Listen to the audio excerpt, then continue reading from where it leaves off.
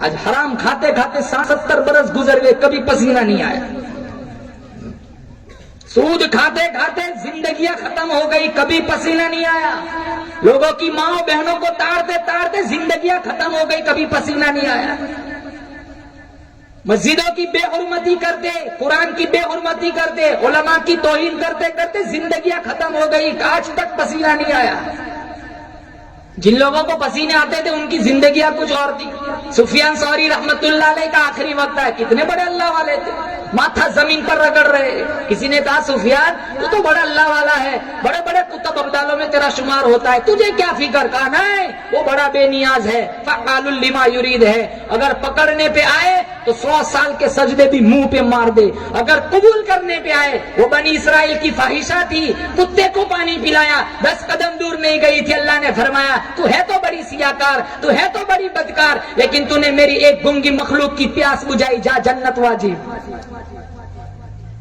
اور پکڑنے پہ آئے مسلمانوں 500 سال کے سجدے بھی منہ پہ مار دے۔ اللہ کو کیا ضرورت ہے؟ ہم 4 نماز کیا پڑھے، ساری دنیا کافر نظر آنے لگتی۔ 100 روپیہ مسجد میں چندہ دیتے، سینہ چوڑا کر کے چلتے جیسے جنت کے ٹھیکیدار ہو۔ آج ہم اپنے خیال میں متقی بنے پھرتے، خدا کی قسم کل چھلنی لگے گی تب تقویٰ سامنے آئے گا، آج تک پیٹھ پیچھے کیا چلتا رہا۔ یہاں دل کا تقویٰ دیکھا جاتا ہے، دل کی نیتیں دیکھی جاتی ہے۔ آج ہم پیسہ خرچ کرتے ہیں، ہماری نیتیں صحیح نہیں۔ 5000 مسجد میں دیتے، اگر ظہر میں دیے تو عصر میں جھگڑا کرتے، ابھی تک میرا نام بورڈ پہ کیوں نہیں آیا؟ ایسے پیسوں کی اللہ کو کیا ضرورت ہے؟ مدینہ منورہ میں بادشاہ تھا، اس نے ایک مسجد بنائی اور اس کا ایک ذہن تھا کہ اس مسجد میں صرف میرا حصہ لگنا چاہیے اور کسی کا نہیں۔ اتنی عالی شان مسجد بنائی، چاروں طرف اس مسجد کا چرچا ہوا اور اس مسجد پر اس نے اپنا نام لکھوایا۔ رات کو سویا تو اس نے دیکھا فرشتے آ رہے، اس کا نام ہٹا رہے اور ایک عورت کا نام لکھ رہے۔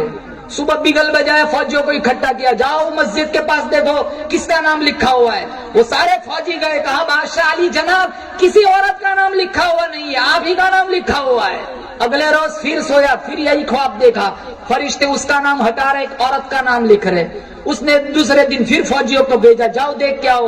فوجی پھر واپس آئے، کہا علی جناب آپ ہی کا نام لکھا ہوا ہے اور کسی کا نام لکھا ہوا نہیں ہے۔ تیسرے روز پھر یہی خواب دیکھا، چوتھے روز بھی یہی خواب دیکھا تو بادشاہ سوچنے لگا چل میں ہی ملاقات کرتا ہوتا ہوں اس عورت کی۔ بادشاہ پہلے مسجد میں گیا، نام تو اسی کا تھا، عورت کا نہ تھا، لیکن عورت کا نام اس کے ذہن میں تھا۔ اس نے ڈھونڈا، ایک جھونپڑی میں بہت بری عورت تھی جس کا اشارہ اس کو خواب میں کیا گیا تھا۔ وہ بڑھیا کے پاس گیا اور بڑھیا سے جا کر کے پوچھا تو جانتی ہے یہاں علاقے میں ایک مسجد بنی ہے؟ کہا ہاں جانتی ہوں، بہت عالیشان مسجد بنی ہے۔ کہا سچ بولنا جھوٹ نہ بولنا، اس مسجد میں تیرا حصہ کیا لیا ہے، تیرا حصہ کیا لگا ہے؟ وہ عورت کہنے لگی غریب ہوں، ڈھنگ کی جھونپڑی بھی میرے پاس نہیں ہے، میں کہاں حصہ لگاؤں گی؟ ہاں ایک بات ہے۔ کہا کیا؟ کہا اس مسجد میں جتنی اینٹیں لگی ہوئی ہے وہ اینٹوں سے لدے ہوئے گدھے جب میری جھونپڑی کے پاس سے گزرتے تھے میں صرف گدھوں کو پانی پلاتے تھے۔ کیا عمل دیکھا؟